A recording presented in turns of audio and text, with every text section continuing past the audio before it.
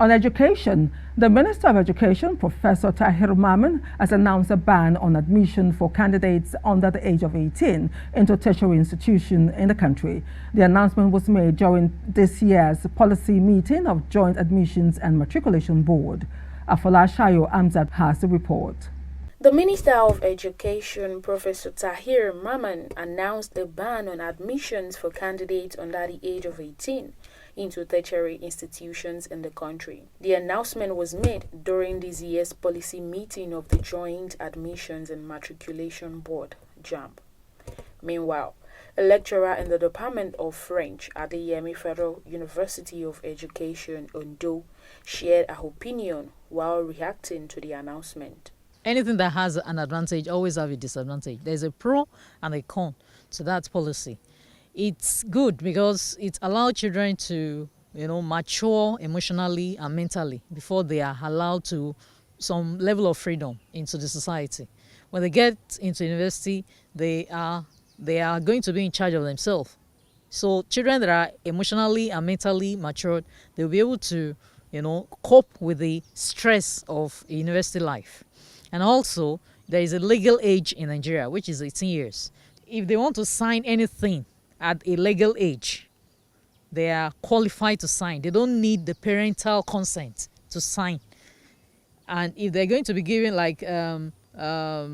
accommodation in the university, they can sign for themselves. And it gives them a sense of responsibility.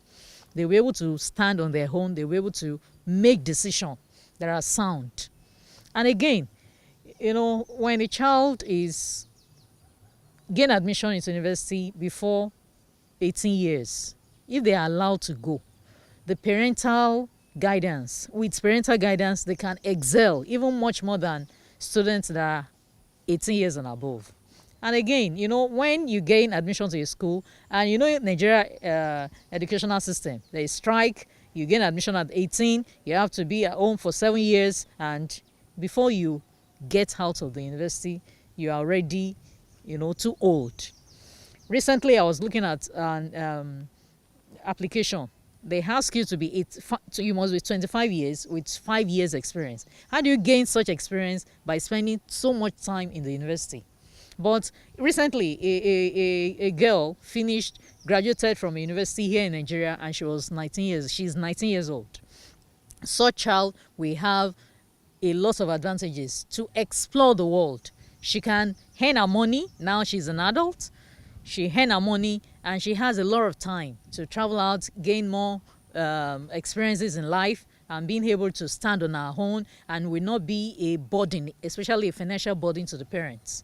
She'll be able to stand. But the child that has to be at home, let's assume the child finished secondary school at 13, 14, 15 as a teenager. The child will still have to stay with the parents at home, and they will have to be responsible for the financial burden of this child and wait till she's 18. And there's something you call academic momentum. A child that knows how to read, she has already gained the habit of reading, and now you have to stop them. You have to, it creates a kind of void. It stifles their development. So all those things, if you look at those things, I feel that the government should reconsider that, it should be flexible. Any child that is mentally or psychologically, emotionally ready, as passed JAMB, NECO, gain all the necessary requirements, should be allowed to go into university. All they need is the consent of the parents and continuous parental guidance. That is what will make them to be successful. I've seen somebody that is older than 18 gain admission into university because she was just there. She has never experienced freedom before. She failed woefully. She was not attending classes. She was not doing all the assignments. And at graduation, the parent came, were looking for her results, and lo and behold, this girl has already been withdrawn from the university system without the parents knowing. So it's not about age, but it's about parental guidance and maturity.